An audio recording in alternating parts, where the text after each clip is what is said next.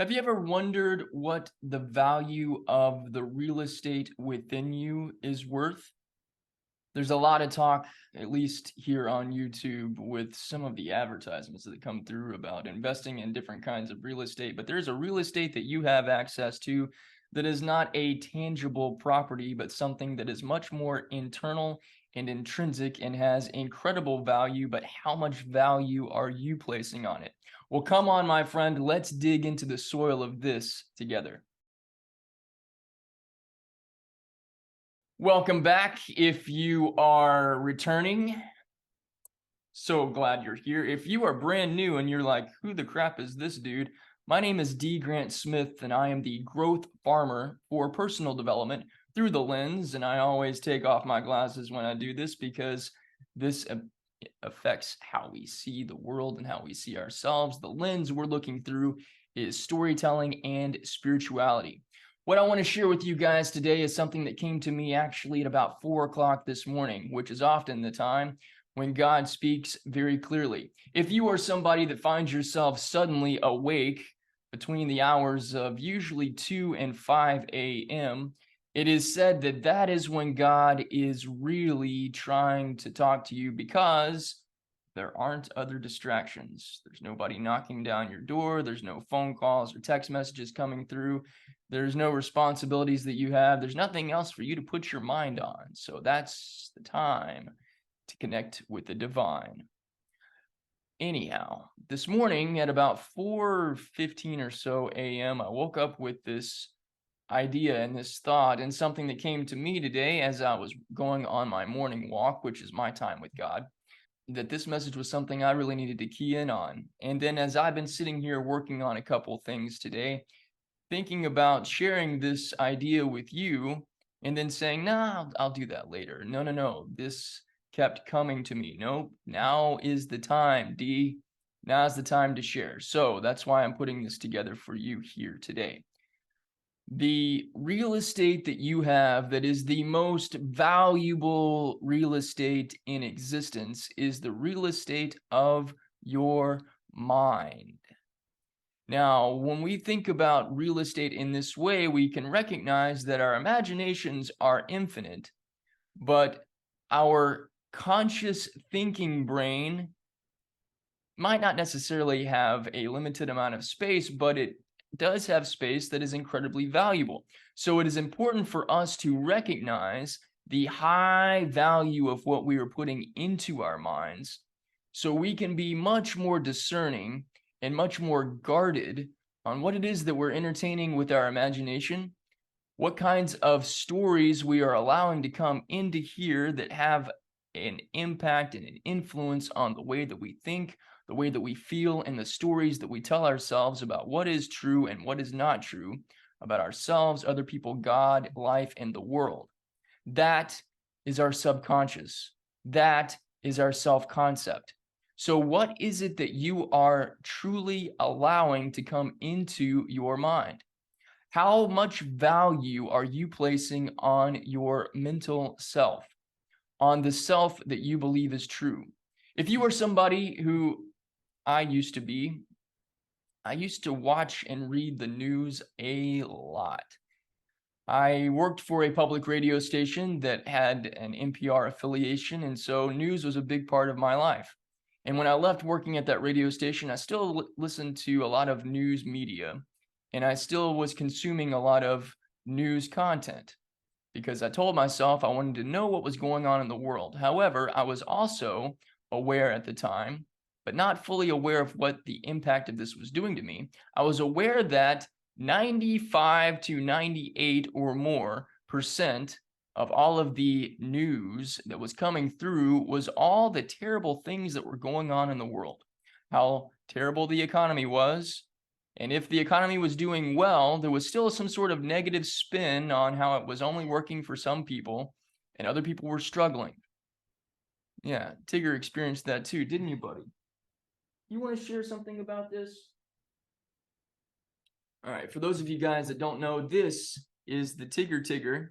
He is also known as Tigwick, and his adventures can be found at growthfarming.com under the story section, Adventures of Tigwick Volume 1.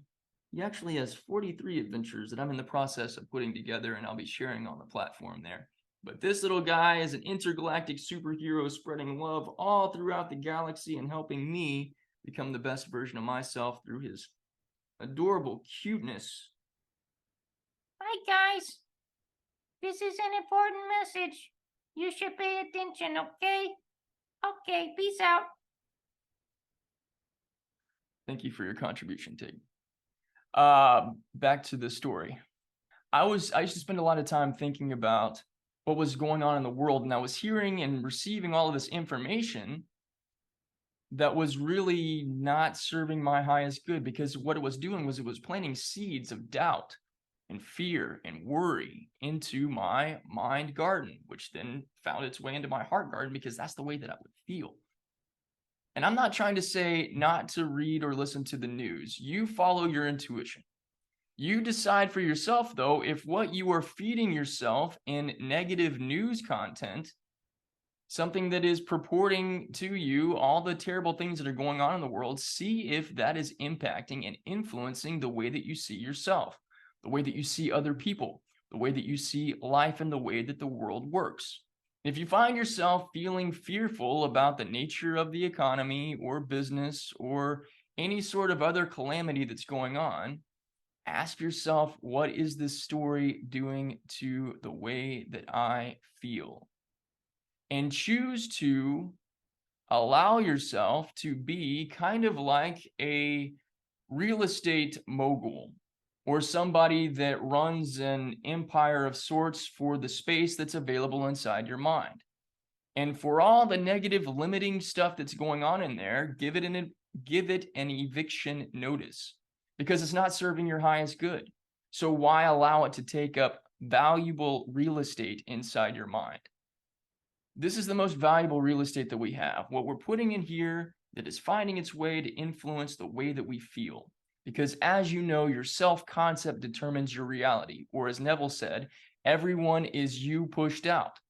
So if you want the best life and for you to really embody the best version of yourself, you got to value what's up here a whole lot more. This is the work that I'm doing. And this also applies to another one of Neville's big teachings, which is having a controlled imagination.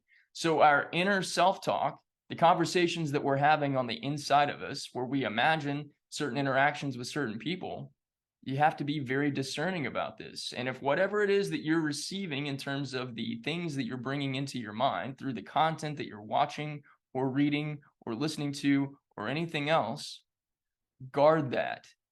Guard that like the kingdom of heaven, because that's what it is. The kingdom of heaven is within, and it is the mind garden.